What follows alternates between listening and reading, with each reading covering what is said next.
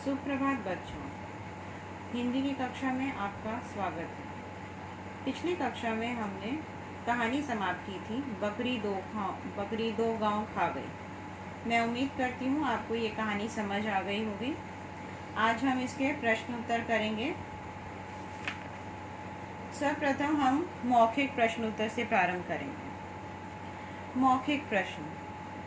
पहला प्रश्न है मौखिक में, किसान किस शहर की सड़कों पर रोता हुआ घूम रहा था? किसान किस शहर की सड़कों पर रोता हुआ घूम रहा था? तो इसका उत्तर है आपकी पुस्तक में किसान। पहली पंक्ति में आप देखेंगे, किसान आगरा की सड़कों पर रोता चिल्लाता घूम रहा था। किसान आगरा की सड़कों पर रोता चिल्लाता घूम रहा था। दूसरा प्रश्न है, किसान कितना लगान देता था? किसान कितना लगान देता था? इसका उत्तर आप देखेंगे पृष्ठ 39 में आप देखेंगे, किसान सिर्फ 25 पैसे लगान देता था। यहाँ लिखा हुआ है दूसरी पंक्ति में, किसान सिर्फ 25 पैसे लगान देता था। तीसरा प्रश्न है, बादशाह ने किस पर अपना हुक्म लिखा? बादशाह ने किस पर अपना हुक्म लिखा?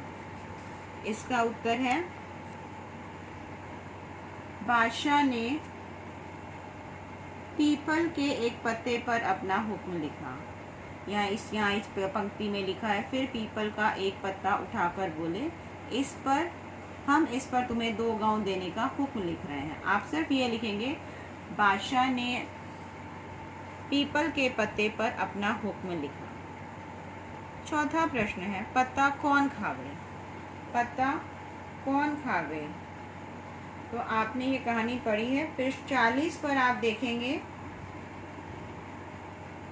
लिखा हुआ है, पत्ता बकरी खा गई। किसान की बकरी आई और उस पत्ते को खा गई।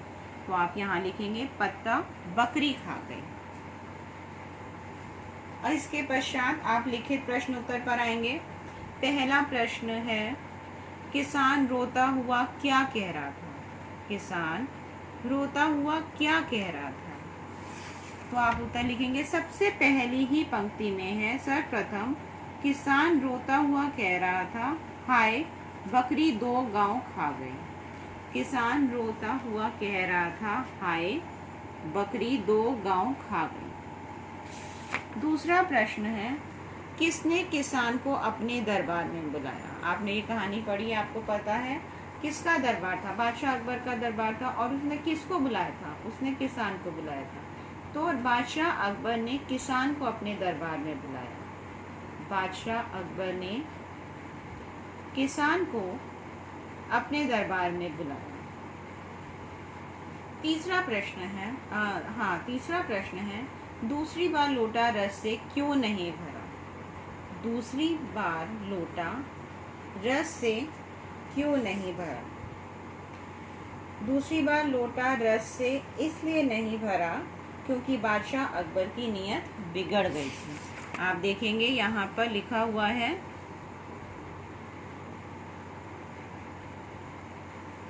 यहाँ देखेंगे अकबर बादशाह की नीयत बिगड़ गई है, उसी का असर है। जब किसान अकबर को बोलते हैं, बादशाह अकबर को, कि शायद हमारे बादशाह की नीयत बिगड़ गई है, तो इस पंक्ति में आप इसका उत्तर देखेंगे। प्रश्न है, दूसरी बार लोटा रस से क्यों नहीं भरा? दूसरी बार लोटा रस से नहीं भरा क्योंकि बादशाह अकबर की नीयत बिगड़ गई थी। चौथा प्रश्न है, बादशाह ने पत्ते पर क्या लिखा? बादशाह ने पत्ते पर क्या लिखा? इसका उत्तर पृष्ठ 40 पर आप देखेंगे, बादशाह ने पत्ते पर 2 गांव देने का हुक्म लिखा। इसी पृष्ठ में है, बादशाह अकबर ने 2 गांव देने का हुक्म लिखा। यहाँ पर लिखा हुआ है, तुम्हें 2 गांव देने का हुक्म लिख रहे हैं। तो यहीं से आप देखकर लिख सकते हैं। सारे प्रश्नों के उत्तर अगर आप कहानी को ध्यान से पढ़ेंगे तो कहानी के अंदर ही हैं, तो आपको किसी भी प्रकार की कठिनाई नहीं होगी। आगे है दीर्घ उत्तरीय प्रश्न। किसान ने एक गन्ने के रस से लोटा भर जाने का क्या कारण बताया? किसान ने एक गन्ने के रस से लोटा भर जाने का क्या कारण बताया? इसका उत्तर आप देखेंगे इस यहाँ पर कहानी में सबसे अंतिम पंक्ति है, ये हमारे बादशाह की नियत का कमाल है जनाब, अगर उनकी नियत ठीक ना हो तो गन्नों में रस भी ना निकले। तो आप उत्तर किस प्रकार लिखेंगे? उत्तर वही है, परंतु आप कुछ शब्दों का परिवर्तन करेंगे। आप जैसे कहानी में लिखा जाता है आप ठीक वैसे नहीं लिखेंगे। आप कहानी को पढ़ेंगे, कहानी को समझकर आप फिर उसके हिसाब से लिखेंगे। तो उत्तर है, किसान ने एक गन्ने के रस से लोटा भर जाने का कारण बादशाह की अच्छी नियत का होना बताया। बादशाह की अच्छी नियत का होना बताया। दूसरा प्रश्न है, किसान ने बादशाह को क्या पाठ पढ़ाया? किसान ने बादशाह को क्या पाठ पढ़ाया? किसान ने बादशाह को इंसानियत का पाठ पढ़ाया। किसान ने बादशाह को इंसानियत का पाठ पढ़ाया। तीसरा प्रश्न है, बकरी 2 गांव कैसे खा गई? बकरी 2 गांव कैसे खा गई? तो आप इसका उत्तर अपनी किताब में ही देखेंगे। किसान ने पीपल का पत्ता रख दिया, अकबर चले गए। किसान काम में लग गया, कुछ देर बाद वह पत्ते की बात भूल गया। किसान की बकरी आई और उस पत्ते को खा गई। आप इसी तरह से उत्तर लिखेंगे, परंतु जैसे मैंने आपको समझाया आप शब्दों को थोड़ा सा बदलकर अपने शब्दों में प्रश्न का उत्तर लिखेंगे।